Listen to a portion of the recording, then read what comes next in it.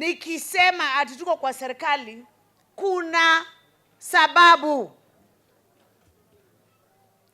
Na ndio nasema najua mlisikia uchungu. Kwa sababu nimewasikiza, siwezi sema sijasikia vile mnasema. Mimi naishi huku.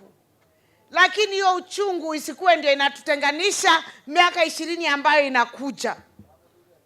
Mimi ndio nimesema nijitolee hata kama sikukuweko. Mimi ni county government. County government haikukuweko. Sisi tulikuwa tu huku mashinani. Maneno ilikuwa kule bunge, si ndio? Lakini mimi nasema kama mlikosoa sana kwa sababu mimi niko kwa hii serikali, basi collective responsibility, wacha niseme pole sana. Pokeeni pole zangu. Kwa hivyo msikaseme ati sisi hatusikii shida zenu. Nataka mjue mimi kama gavana Waiguru nasikia. Mimi nimeelewa vile unasema. Nimeelewa uchungu. Nimeelewa zile shida mumesema mumekuwa nazo kwa sababu yetu. Wacha nianze kusema kwanza poleni sana.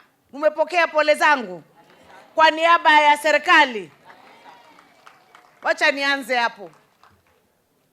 Kisha niwaambie hiyo uchungu ama kukosewa usifanye tujitenganishe na jamii zile zingine zote za Kenya.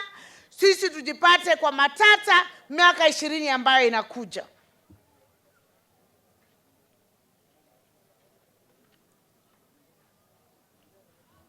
Hivyo tu ndivyo nasema. Si ndio? Kwa sababu mimi kuna kile najua pale kwa serikali. Mnaweza shinda mkiruka hapa mkisema vile mnasema.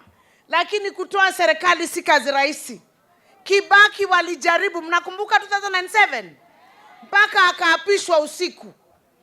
Mnakumbuka akiapishwa usiku, mkutano mdogo kushinda huyu.